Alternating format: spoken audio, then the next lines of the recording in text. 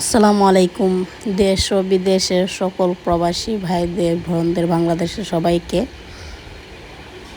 আসসালামু আলাইকুম। আমার ভিডিওটা দেখার জন্য আপনাদের অনুরোধ করলাম। দেশের প্রধানমন্ত্রীর কাছেও ভিডিওটা ছড়াই দেবেন, কারণ দেশের প্রধানমন্ত্রীর কাছে একটি কথা বলা আমার। আমি জানি ভিডিওটা দেখার পরেও তো হয়তো অনেকে আপনারা রাগ করবেন, আমার সাথে অনেকে রাগ করবেন, আমার বিরুদ্ধে অনেক কিছু করবেন, কিন্তু এই ভিডিওটা আমার করার খুবই দরকার ছিল, বুঝছেন। একজন প্রবাসী ভাই, দেখেন স্ক্রিনে দেওয়া ভিডিওগুলো দেখেন। একজন প্রবাসী ভাই, সে বিদেশ করে আসছে, শূন্য হাতে কিছু আসছে। দেশে আইসা ভাবলো চাকরি বাকরি তো এইভাবে করতে পারবো না, তাই অনেক কষ্ট করে এই যে ওর অনেক শখের একটা গাড়ি, দেখুন, আপনারা তো স্ক্রিনে দেখতে পাচ্ছেন। গাড়িটা অনেক কষ্টের, অনেক পরিশ্রমের পরে এই গাড়িটা বানিয়েছে। কিছুদিন আগে আমি একটা ভিডিও দিয়েছিলাম, এই গাড়িটা দেখুন বিক্রি করা হবে। যখন বাংলাদেশে অভিযান শুরু হলো, এই প্রথম এই গাড়িটা ওই ভানে নিয়ে এসছিল, 1 মাসও হয় নাই গাড়িটা নামাইছে, ওর দোকানটা চালু করছে, এমনিতে অভিযান শুরু হয়ে গেছে। এর কিছু ব্যবসা বাণিজ্য করতে পারিনি গাড়িটা দিয়ে।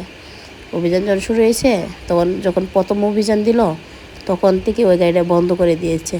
ও ভাবলো যে এভাবে ব্যবসা বাণিজ্য করে চলতে পারবো না, একটার পর একটার অভিযান।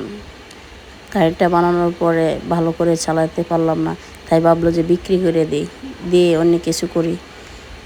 এই জন্যে আমাকে কিছুদিন আগে একটা ভিডিও ছাড়তে বলেছিল। এই যে আমি ভিডিওটা ছাড়ছিলাম যে গাড়িটা বিক্রি করা হবে, যে কিনতে চান অবশ্যই আমার সাথে মেসেজ করবে, যে কিনতে চায় গাড়িটা। অনেক সুন্দর গাড়িটা দেখুন। এরকম করে অনেক কালে হয় না, আরও অনেক গাড়ি এইভাবে নিয়ে আসছে, এইভাবে অনেক মানুষের গাড়ি নিয়ে আসছে। এই দেখুন, দেখতে পাচ্ছেন স্ক্রিনে দেওয়া এই যে পিক আপগুলো, অনেক 5 পিক আপ ভরে আনে। এই যে আপনার মিরপুর 14 নম্বর, এগুলো বিক্রি করে দিচ্ছে, বুঝছেন। আমি ভিডিওটা এই জন্যই করা, ওদের কি এতই খিদা ছিল। এই দেখেন, মানুষের দিতে ব্যবসা না করতে দিলে ওদের গাড়ি ওদেরকে ফেরত দিয়ে দেবো, ওরা নিয়ে যাক, বা ওদের বেচলে তো কিছু টাকা পেত। ওরা নিয়ে এসছে, এই দেখুন বাঙ্গারিতে দিয়ে দিচ্ছে, দেখছেন। এখানে গাড়ি বইরে এনে এই যে বাঙ্গারিতে দিয়ে দিচ্ছে। তাই আমি ভিডিওটা করলাম, এই যে গাড়ির পিছে পিছে এসে ভিডিওটা করলাম। এখানে বাঙ্গারিতে দিয়ে এরা টাকা কাটছে। ওরা আবার বলছে, এখানে বলা করতেছে যে আরও গাড়ি আনতে হবে, আরও অনেক টাকা বাকি রয়েছে, আরও আনতে হবে, এনে বেছে এগুলা টাকাগুলো নিব আমরা, সবাই মিলে এগুলো খাবে, বুঝছেন। তাই প্রধানমন্ত্রীর কাছে এটাই বলা যে আপনি তো একবার অভিযান দিতে বলেছেন, কিন্তু আপনি কি জানেন যে আপনার পিছনে এই যে অনেক লোকেরা সুযোগ নিয়ে এগুলো অসহায় মানুষগুলার এইভাবে ক্ষতিগুলো করছে কেন? আপনি এটা একটু নজর দেন। তারেক রহমান আমার অনেক পছন্দের মানুষ ছিল উনি, কিন্তু এরকম কাজ হবে আমি এটা ভাবতেও পারিনি।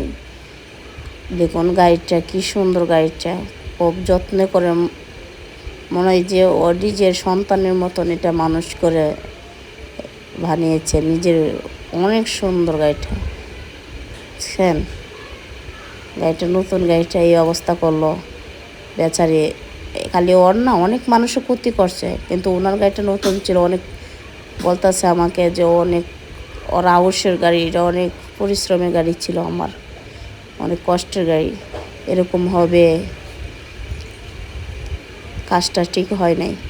তাই আমার সকল প্রবাসী ভাইদেরকেও বলছি, আপনাদের একজন ভাই এই অবস্থা হয়েছে, আপনারা কি বলেন?